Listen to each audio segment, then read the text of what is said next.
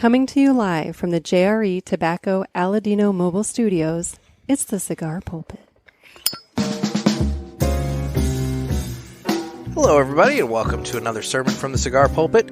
I'm the Bishop of the Bird, Nick, and I am flying solo today.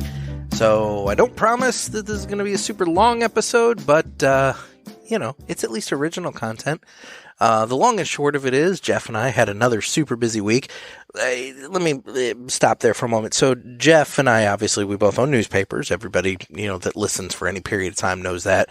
And we're kind of in the end of the fall sports kind of period. And that's a really busy time for Jeff because, quite frankly, even though he employs like 14 people, he feels as though he takes the best sports photos. So he always has to go to all these games to take pictures and everything. So unfortunately, he's been really tied up between, high school sports, junior high sports, all kinds of stuff. So it's been a very busy week again for both of us. And, I am recording here in the JRE Tobacco Aladino Mobile Studios of my driveway. And I just got off my shift at Riverman Cigar Company. But like I said, I was debating back and forth. It's like, do I put out another repeat episode or do I do something original? And I said, screw it. You know what?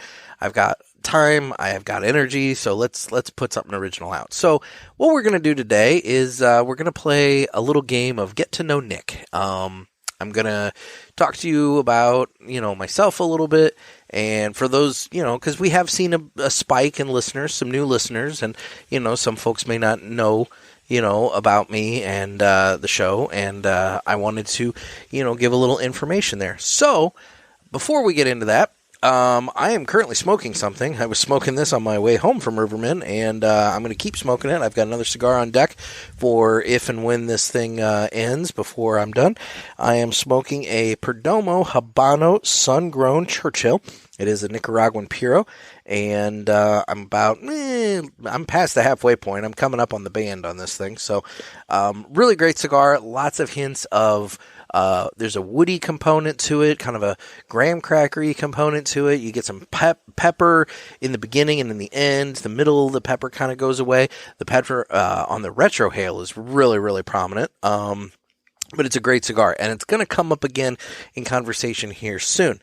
So, since I'm already smoking, I'm going to go ahead and do the quote-unquote cut, but Dan may get another one in the process of this if this one ends on me. So the official cutting was brought to you by Dan the Man Ponder at Riverman Cigar Company of Crestwood, Missouri. Dan the Man Ponder, he's got the shop over there in Crestwood. The lounge has been busy. It was busy tonight. We had our normal Thursday night crew coming in and hanging out. Good group of guys. They've been hanging out, forever since Dan got the place. And but it's a nice group of guys. A lot of them went to grade school together, and they're still hanging out, having cigars and drinks on Thursday nights, and just sitting around, listening to classic music, telling stories, and having a good time. And, everybody's welcome. Everybody's invited. We had some new folks come in tonight. A lot of good cigars in right now. We've still got some of those hard to get Fuente Opus X's. We have quite a few of the Aganorsa leaf. Dan went heavy in on Aganorsa leaf, and so we've got quite a few really great Aganorsa leaf products in right now. I know I had what did I have tonight that was really good? It was I'm drawing a blank here, and I shouldn't be. It was the JFR Corojo. It just smoked wonderfully, and it lasted me so long throughout my shift. It was great. So, he's got a great selection of cigars. Come on by, check it out if you're in the St. Louis area. If you're not in the St. Louis area, Dan does do mail orders, so you can give him a call. You can ask Cindy or whoever's working, what we have and kind of shop around the humidor over the phone. And we're glad to do mail order for you. So just call up, place an order. You can get singles, boxes, accessories, whatever, and we'll get that stuff out to you right away. That's Riverman Cigar Company of Crestwood, Missouri. And with that, I already did it, but I'm going to do it for the purposes of the show. It's time to go ahead and cut the cigar. So, like I said, I am smoking this Perdomo Habano Sungrown.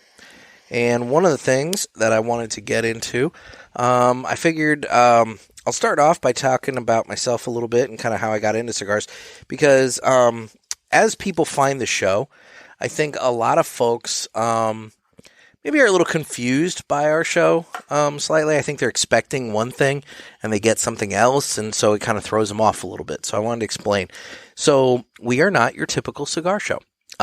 We do talk about cigars. We have some episodes that are very, very cigar heavy. Ones where we interview manufacturers, ones where we talk about cigars quite a bit. But then we also have episodes where, we're smoking a cigar. We might touch on that cigar, but we'll be talking about something else.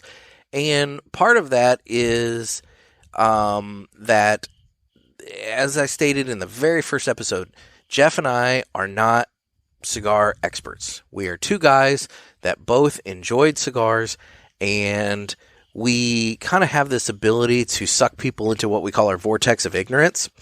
And we're just, it's one of those things that we have found that we can be entertaining, and we have a good conversation.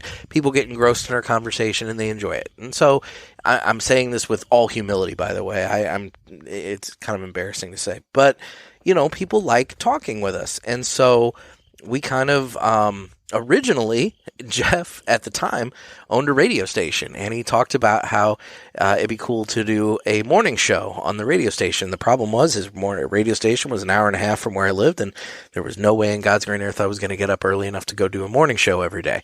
And so that's when we started looking at podcasting, and so we decided, you know what, we'll go ahead and do a podcast. But part of it is we decided that we needed a niche. We needed something special about our show because, quite frankly, who are we? We're two guys from St. Louis. I mean, who cares what our opinion is? And, if we just got on and talked about just random bullcrap, then nobody's going to, we're just one of many podcasts that are out there where people are just talking about whatever. And so we figured, you know what? We both like cigars. Let's talk about cigars a little bit. And so that's how we got into doing this show.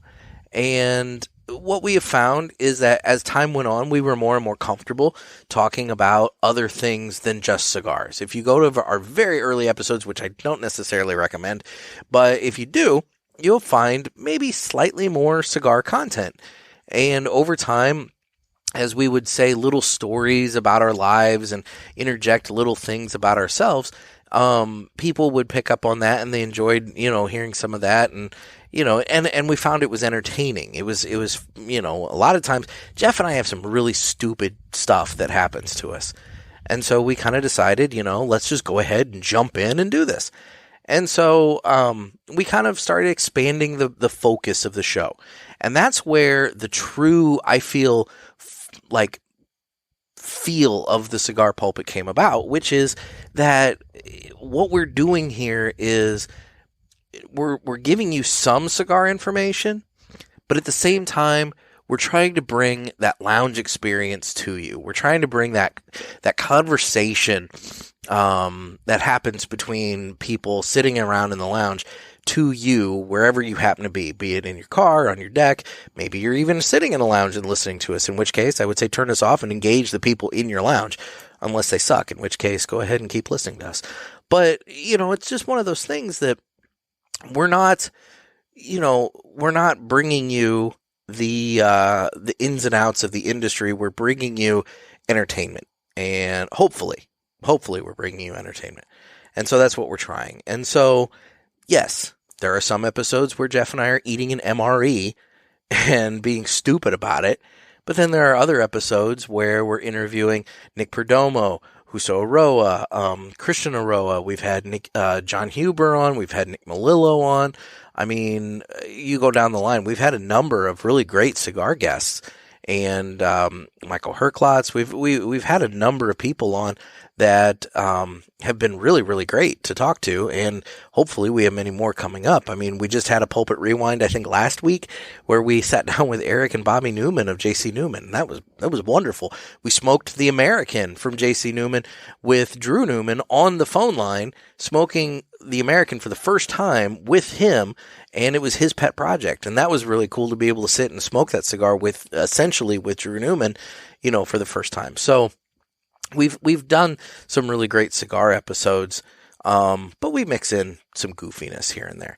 And so in terms of tonight, I'm just kind of giving you a little overview about myself a little bit, since quite frankly, I don't have Jeff here to bounce off of. So I got into cigars fairly recently. It was July of 2018.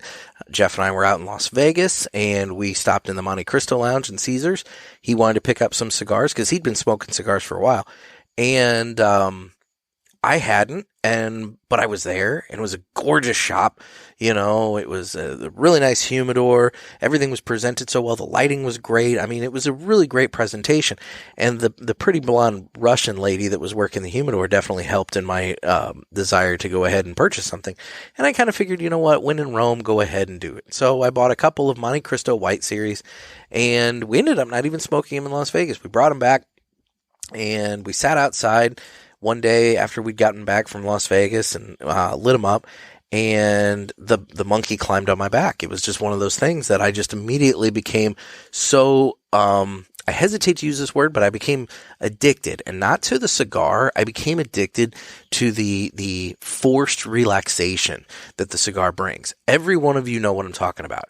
It takes you that hour to an hour and a half to really sit, savor, and it gives you that moment to just sit and let the world go by, let you collect your thoughts, let you chill for a little bit. Maybe you're sitting there with friends and talking. Maybe you're sitting there having a drink and just, watching TV or whatever. It's just a wonderful experience. And I loved that. I loved that I had something that forced me to sit and relax, because at the time the newspaper was really, really busy, and, I didn't have as much staff and everything. And so it was one of those things where I was dying for something to just relax myself, and it was perfect. And so I'm the type of person that when I get into something, I throw myself all into it. I want to know as much about it as I possibly can. And so I did. I started learning, I started reading, I started trying. I mean, at first it was Monte Cristos, then it became, I was very, very heavy on the Romeo y Julieta Reserva Real, the red band. I smoked those almost exclusively there for a while. One day I went in the shop, they didn't have the size I wanted, and, I went ahead and I switched over to a Fuente, and so then I started smoking some Fuentes for quite a bit. And eventually it was one of those things where I broke out, I tried other cigars, I tried, hey, these wrappers are darker, let's try these, let's try these, let's try these. And before long, I'm smoking all around the humidor, figuring out what I like, my palate's expanding, and it was a really fun journey there for a while. And that's when, like I said, Jeff and I kind of got the idea of, hey, let's, at the same time, that's when we were talking about doing the podcast and the radio show and all that. So that's how, this all came about. And since then, we've had a good run. It's been a lot of fun. And so tonight I wanted to talk about a few things. I figured, everybody has their, I'm talking so much, I'm not even smoking this cigar, and I keep having to relight it because I'm sitting out here in my driveway, and it's a little windy, and so it keeps going out on me.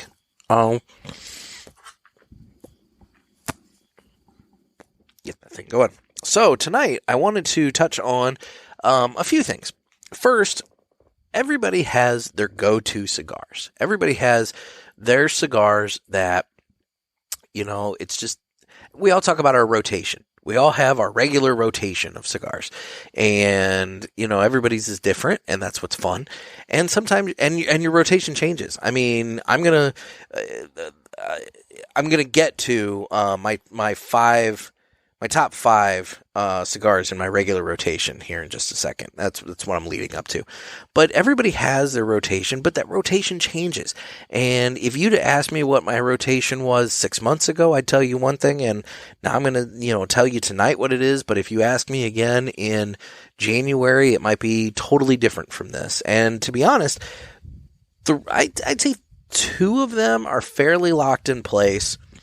One of them is a more recent addition, and two of these spots, to be honest, are very fluid.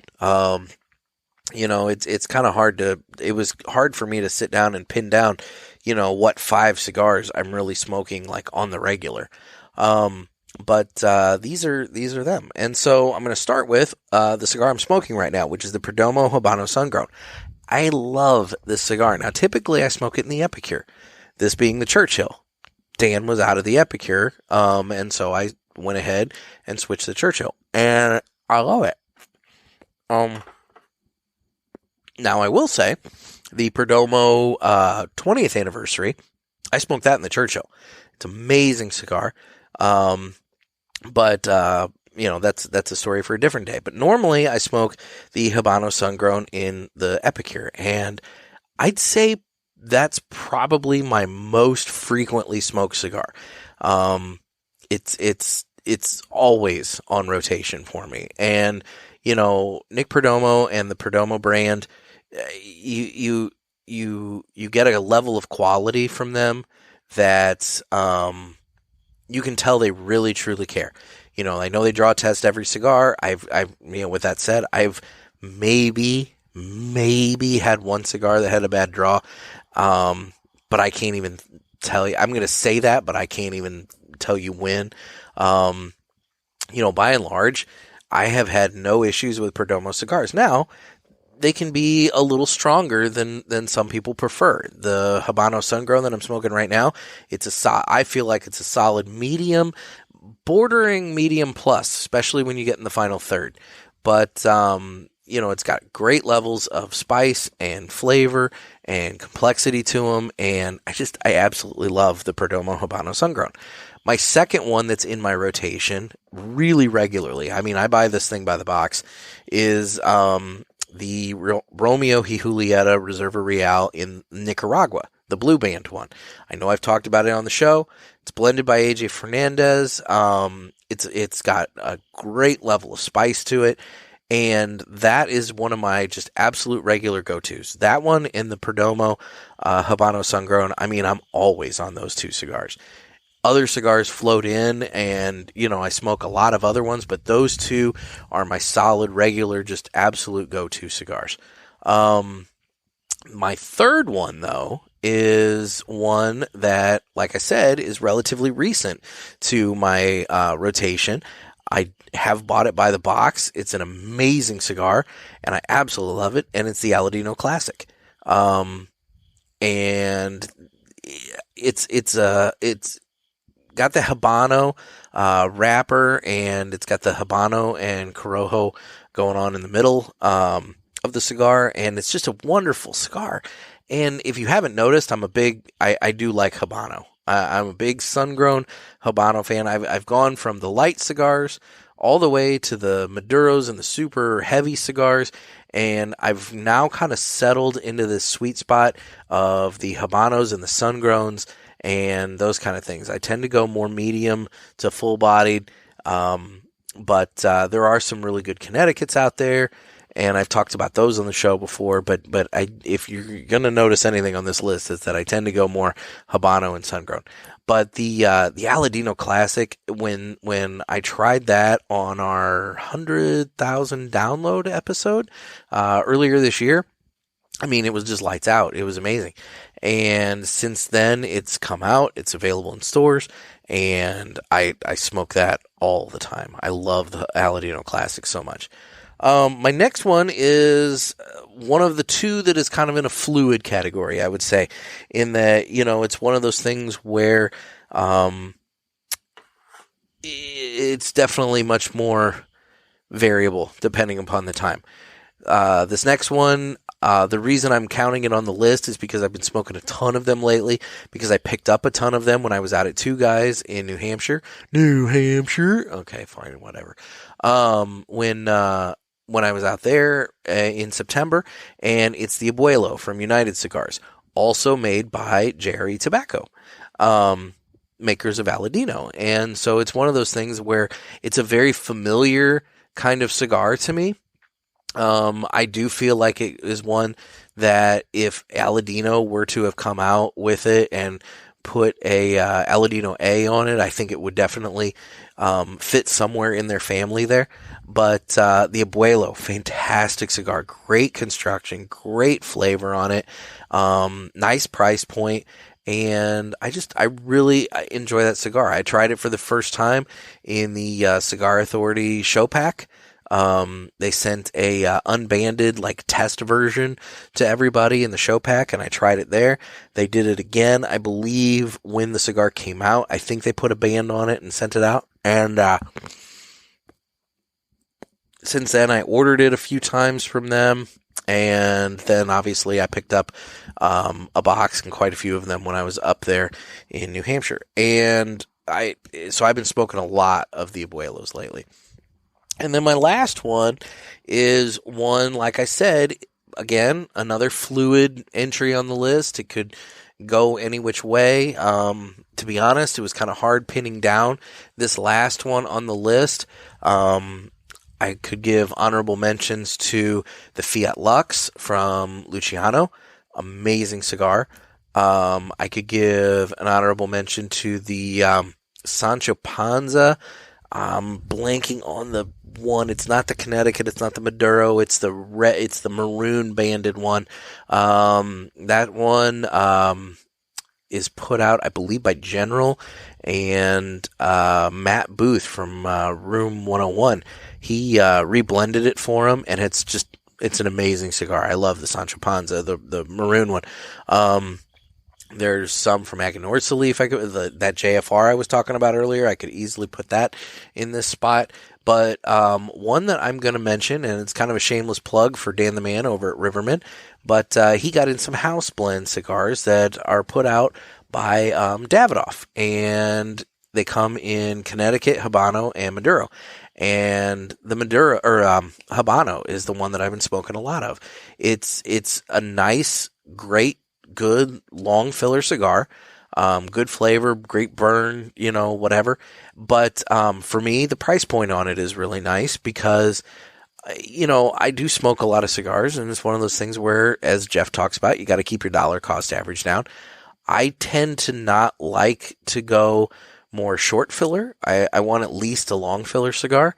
And so the price point on the house blend Habano that Dan has at Riverman, it's a really good cigar, and the price point is great. I mean, you can get a 10-pack, and I feel like a 10-pack is like $60, so I mean, it comes out to about $6 a stick. And for me, it's a great driving cigar. It's a great in between maybe other cigars. It's a really good quality cigar. So that's what's in my rotation right now. Like I said, there's all kinds of cigars that float in and out. I've also been really high lately on the Brick House Bricktoberfest from JC Newman. I got a box of those from Riverman last week, and I did it because when I was down in Tampa in the episode with the Newmans from last week, when I was there for that visit, I bought a box of the Brick House TAA 2020 Ciento por Cientos, and it was just such an amazing Brick House cigar. It was a Nicaraguan Brick House, had a lot more flavor, complexity to it, a lot more spice to it and everything, and I really enjoyed that. And I've been slow smoking through that box. I've still got a number of them still left in the house, and I've been slow smoking through it because I don't want it to go away. But the Bricktoberfest is also a Nicaraguan Brick House, and I was kind of hoping that maybe it would be similar to that Ciento por Ciento, and there are definite similarities. They're not the same though, but that doesn't mean that the Brick House Bricktoberfest is not a good cigar. I've been smoking as many of them as I can get, although it's not. Because they come in a box of 10, I'm obviously, parsing it out. I'm not burning through them like crazy. One of the ones that I did burn through like crazy when I could get them, going back a ways, if we want to talk about, the changes in your rotation, the Henry Clay Warhawk, the Rebellious not the standard line Warhawk, but the Rebellious that they came out with. It was a limited deal, and at the time, I probably went through 2 boxes, and I bought a 3rd box that's still sealed up and in my humidor because I don't even want to open that box because that cigar was so good, and I really enjoyed it, and it's just sitting there.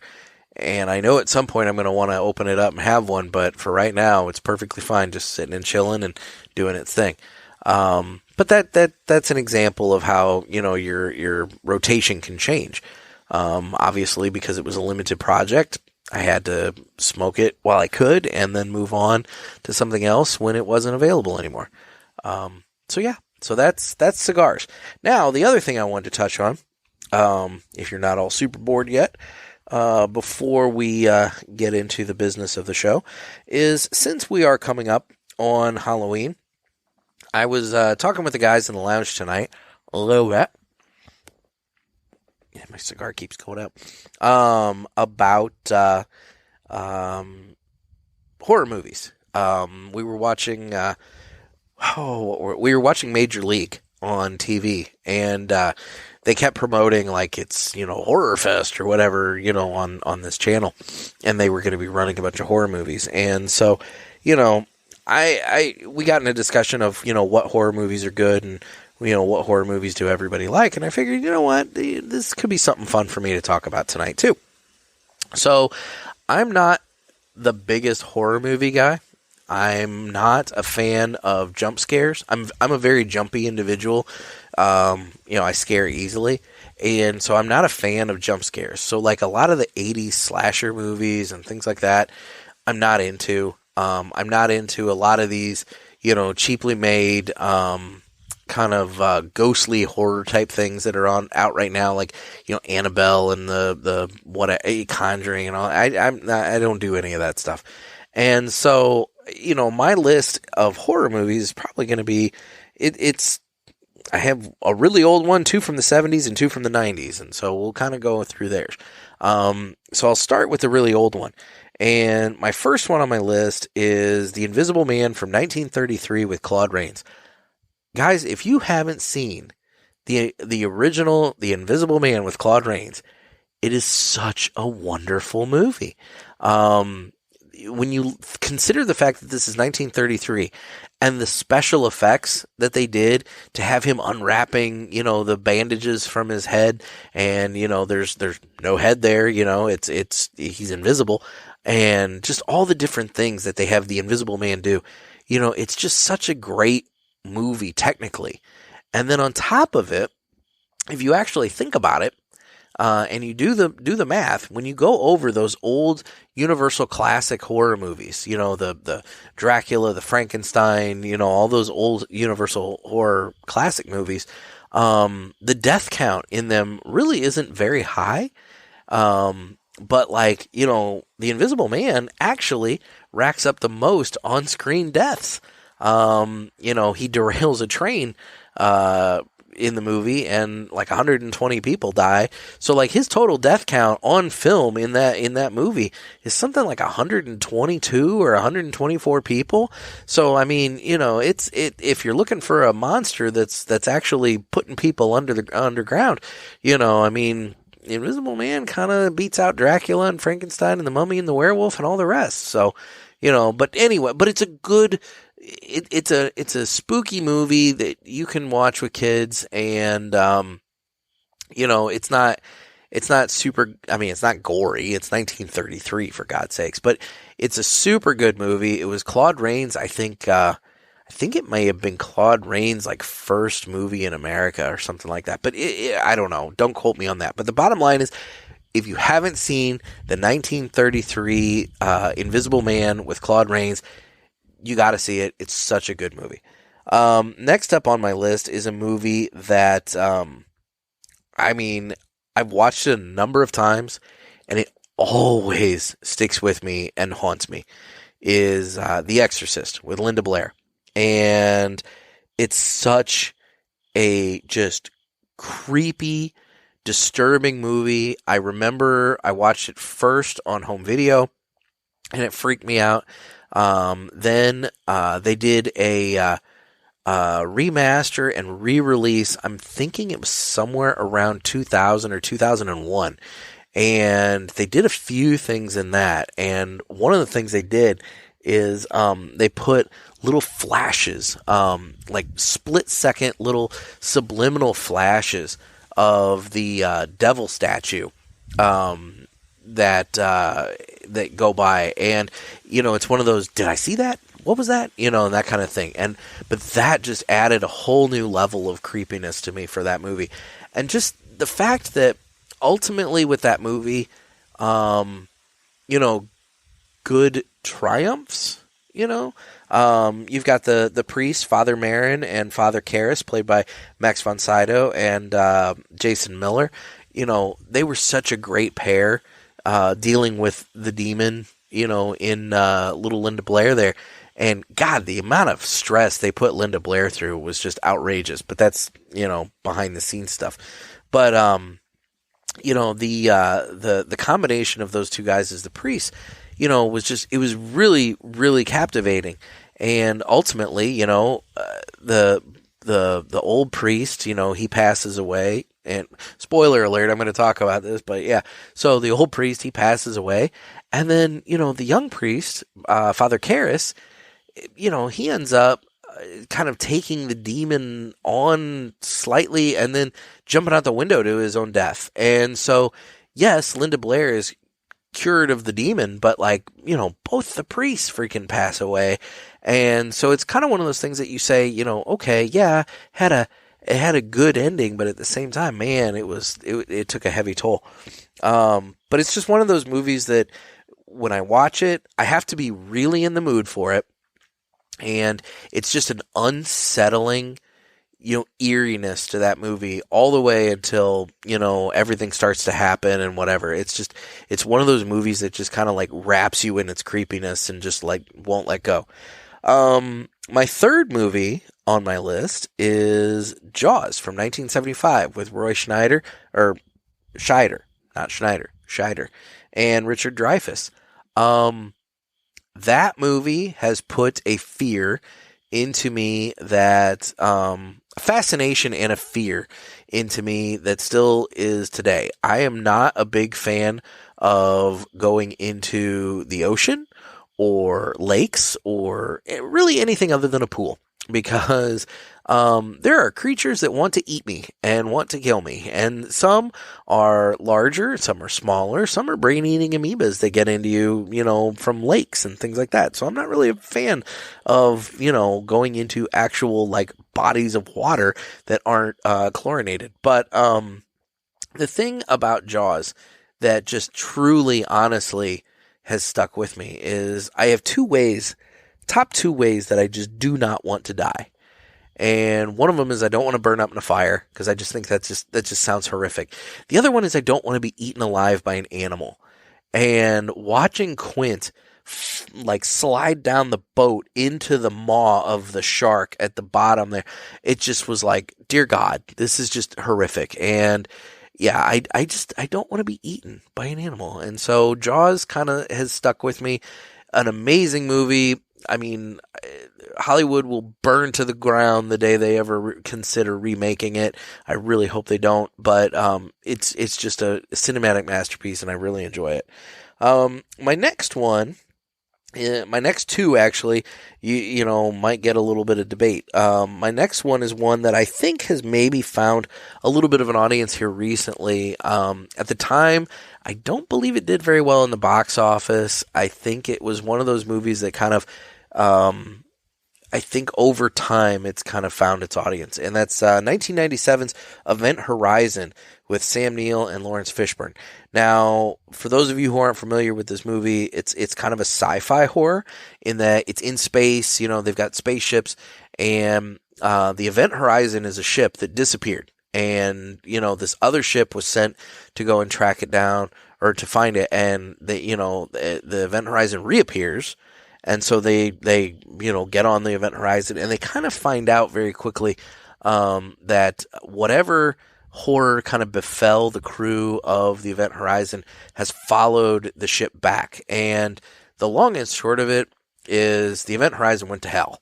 And so it's like, it's just some truly just beyond messed up imagery. And it's again, that kind of creepy vibe that kind of wraps itself around you. And it's just truly unsettling. And I remember leaving that movie just truly, because I saw it in the theater, and I remember it was just really disturbing, and it was good. I've only seen it a couple of times, though, because it's one of those movies that does really kind of haunt you.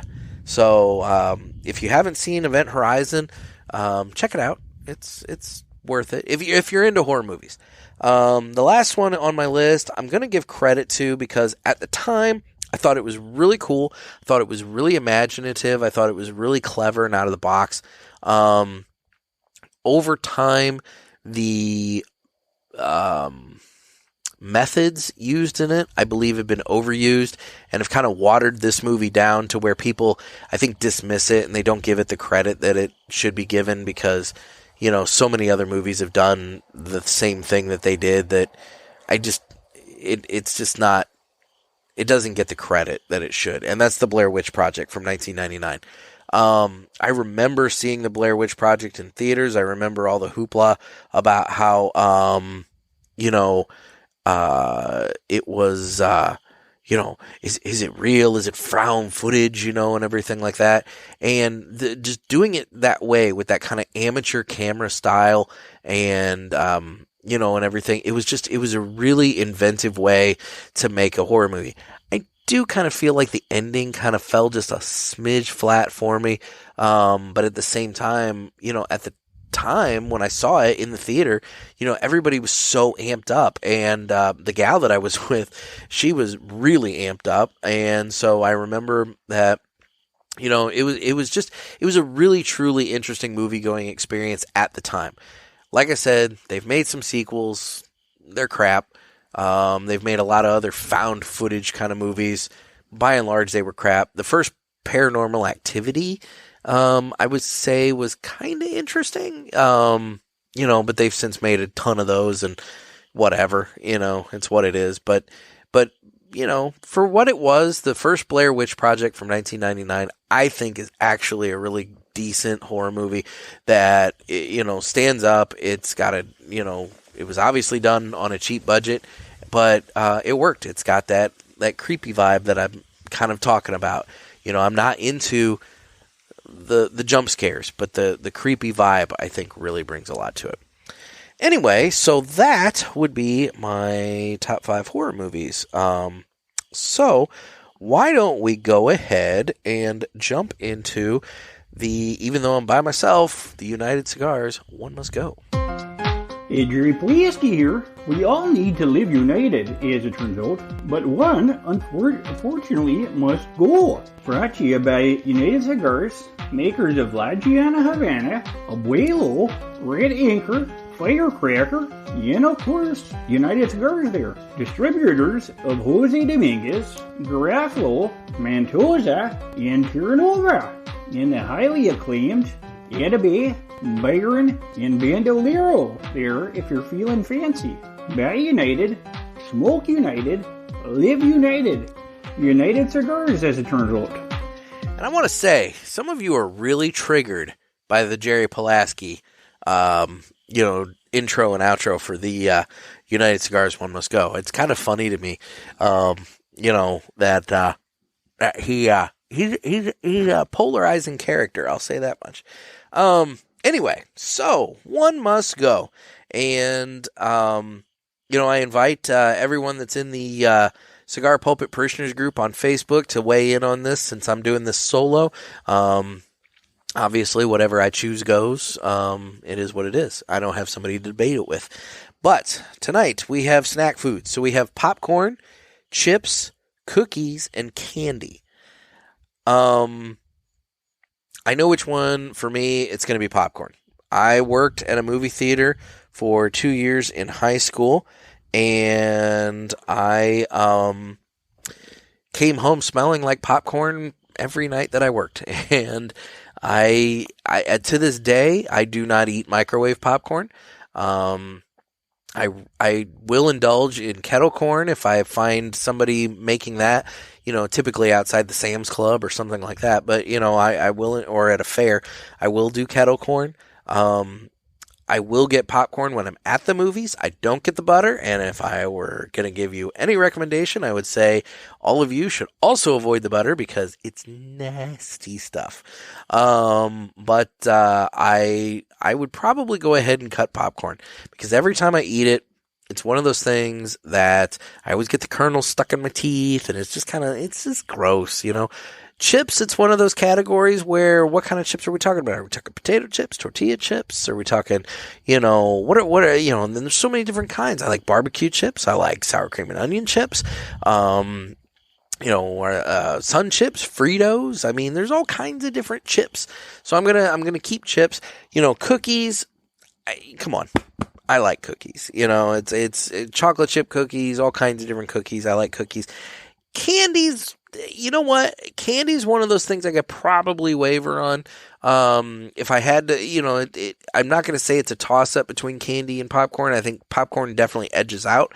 Candy, there's not a ton of candy that I'm really into. Everyone, I do love peanut M&Ms, and Kit Kats, and I do like a good Crunch Bar, but by and large, candy's not really my thing. But I like enough different candies that I will say, as I talk about how I do get popcorn at the movie theater, I have to accompany that with Twizzlers. It's just one of those things. Popcorn and Twizzlers and either a bottle of water or an iced tea if they have iced tea at the movie theater. That's what I do. But yeah, so if I had to pick one of those, I would probably go with popcorn. But guys, if you're in the Cigar Pulpit Parishioners group on Facebook, weigh in and tell me where I'm wrong or if you agree with me. So that's been One Must Go. The One Must Go segment was brought to you by United Cigars. United we smoke, as it turns out. All right. Well, it is now time that we go ahead and jump into Final Third Friday with our guy, Broccoli Rob and Isaiah. It's time for Final Third Friday with my man, Broccoli Rob. Welcome back to Final Third Friday. I'm Rob. And I'm Isaiah. And today we are pairing the Knuckle Sandwich Maduro in the Corona Gorda size. And we are pairing that with the Lithranax from Pax Verum. This is an oatmeal stout inspired by Mexican hot chocolate. If you follow us any closely, you know that we have done this before, but Rob put out a poll saying what we should do a pairing of, and we could have been tortured, and luckily the only comment that got likes was this delicious pairing. Yeah, and we were excited about this one. Again, the Knuckle Sandwich, it's a Ecuadorian Sumatra over Nicaraguan binder and fillers, full-bodied cigar. The spice notes on it are really nice, so we thought the spice would go really well with the beer. The beer has all those pepper, the cayenne pepper notes and all that as well. And, upon light up of this cigar, first retrohale, lit us up. Light you up. Lit us up. Yeah. And then when you take a drink of the... I pulled a Nick and coughed. You did cough, man. But it was deserved on this. I don't cough on Connecticut's like Nick does.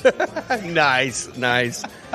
But yeah, so the cigar itself, upon the light, it had this nice bready quality, a lot of dark chocolate. Yeah. The spicy notes were kind of popping. And as soon as you add the beer, the chocolatey built more. They really compare. They really kind of come together nicely together because the pepper spices go well together. Absolutely. The dark chocolate goes well together. The breadiness goes well together. So it actually is one of those pairings that the flavors just continue to build for both of them. And we were really intrigued to see how this would change. But at the beginning of the second third, the cigar took on more of those bready characteristics. It lost quite a bit of the spice on the retrohale. And the beer got really dark chocolatey, dark cherry, and still had some of those spicy notes and cinnamon in there as well. Yeah, it's like that. If you've ever had the dark chocolate that they put cayenne pepper in it, and they sell it and it's like super spicy. that's what the beer tastes like right now. The one unique, characteristic we got was we have a local pizza place here called Pizza King that they sell breadsticks, but you can get them half-baked or three-quarters baked. And their half-baked ones are just like crunchy on the outside, doughy on the inside. Yeah.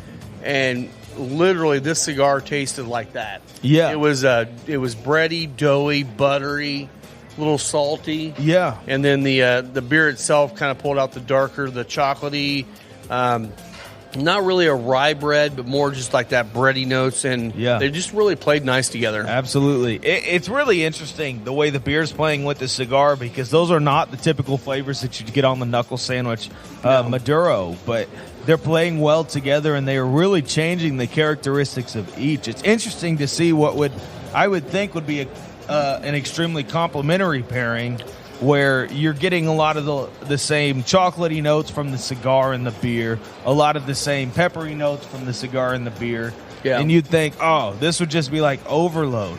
They are playing extremely well together and bringing out different things you'd never find in either. And balancing well, because like the one thing you never get out of either one of these is cherry. But you actually get this kind of a cherry note from the beer when you take a sip after the puff.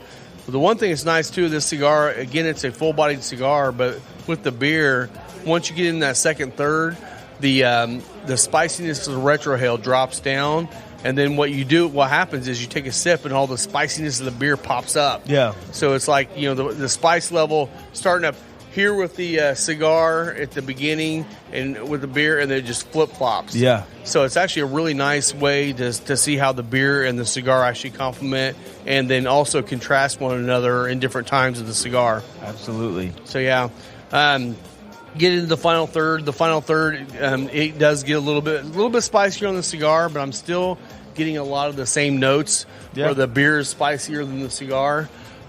You do, as you get further and further down the glass, because, with a good craft beer, a lot of times the spiciness tends to settle in the can a little bit.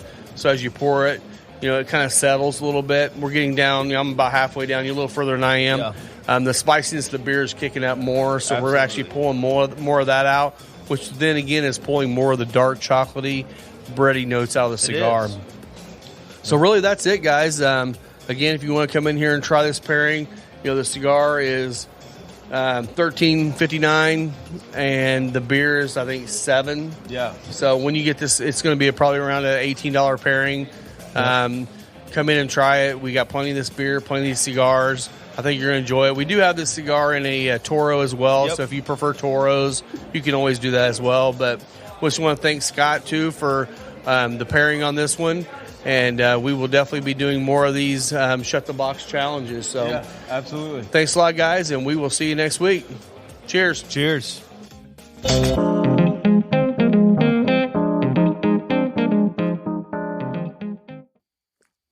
All right. Well, thanks, guys. We really appreciate it.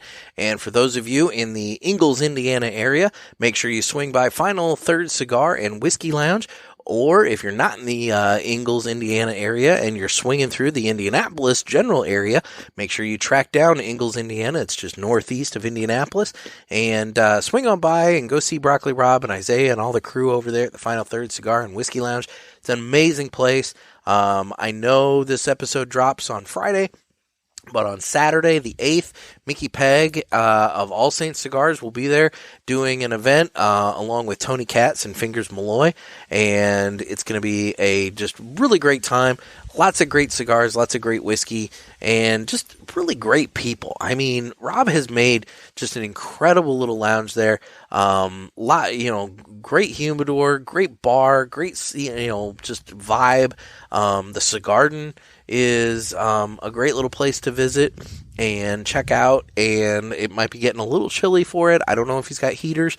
That's something I'll have to ask him about, but, guys, if you're in the area, you owe it to yourself to swing by what I consider to be Indianapolis's best cigar lounge, the Final Third Cigar and Whiskey Lounge. So, with that, why don't we go ahead and find out about My Monthly Cigars, because we will be getting the October My Monthly Cigars box here shortly. This would normally be the time that I give some information about My Monthly Cigars, but I've hired that out this week, so take it away. My Monthly Cigars is a premium cigar subscription service. It comes in a variety of different size boxes at affordable prices. Use offer code PULPIT and get free shipping on your first box and 20% off any items in the online store at mymonthlycigars.com. That's offer code PULPIT. Thanks. It's amazing how many people have picked up on that thanks. But anyway, and then guys, it's time for the socials. So you can follow us on Instagram at The Cigar Pulpit, as well as at Naked Gator, NEKKID Gator. We're also on Facebook, where we have that Cigar Pulpit Parishioners group that I was talking about. And boy, this would be a moment I really wish Gator were here. Got a little choked up there. You're going to want to get in on that Facebook group if you're on Facebook. Truthfully, it's the only thing keeping me on Facebook these days. It's a wonderful group of guys and gals, and we all hang out virtually. We have a good time. You know, people bust balls. It's fun. You know, share what cigars they're smoking. You know, we had a parishioner post a picture of a lighter that he got the other day that was really cool. You know, it's just a good place for everybody to kind of come together, you know, give Jeff and I some feedback about the show and just have a good time. So, you know, if you're on Facebook, just swing on over there, find the group, you know, ask to join. I do keep it a private group, but ask to join. You can, I immediately, as soon as I get the alert, I let you in and just have a good time with it. It's a lot of fun. And then we're on Twitter at The Cigar Pulpit. However, right now, I'm not really doing anything. Apparently, Elon Musk is maybe buying Twitter again. I don't know. If he is, then, you know, maybe I'll do something on there. But for right now, I don't really do much of anything on Twitter. And then we're on YouTube where you can watch this. This is not a particularly interesting episode. It's a lot of just me very close up with the brick in the background. But, you know, I mean, you can watch this on YouTube if you'd like. And then, guys, we do need your calls and questions for Ask the Boys. We are doing a contest for the month of October where if you call in with your personal ghostly encounters, spooky encounters, you know, that kind of thing, you know, we're gonna pick the best,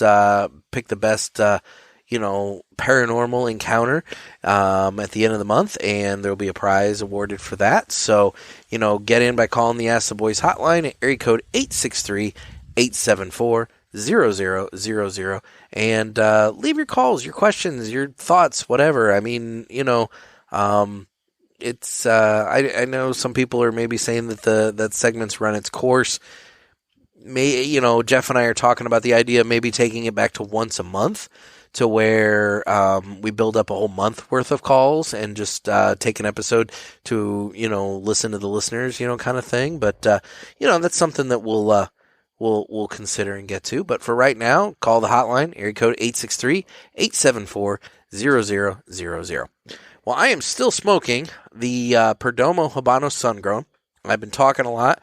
Haven't been able to smoke. It's one of those things. I'm normally able to smoke because Jeff will talk and, you know, back and forth. But when I'm by myself, I sit here and I'm just holding a cigar.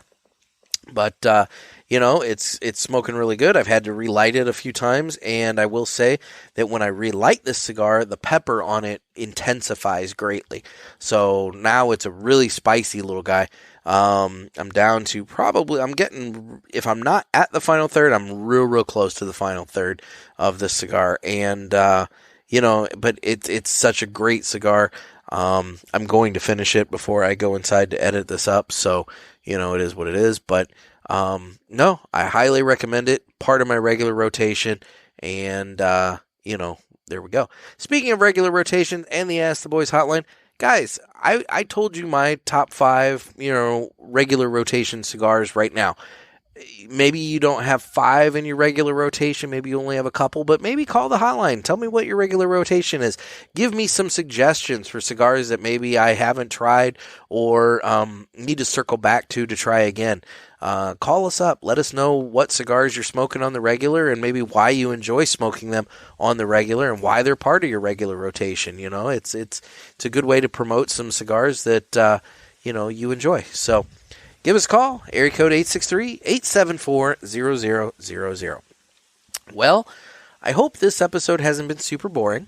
I tried, and it's not easy doing this solo, but I do think this was a better solo attempt than the last time I did a solo attempt. So anyway, hopefully next time I am back with you guys, we've got some guests, and we can have some fun. So guys, this has been another sermon from the Cigar Pulpit. I'm Nick. Everybody stay safe and stay smoky.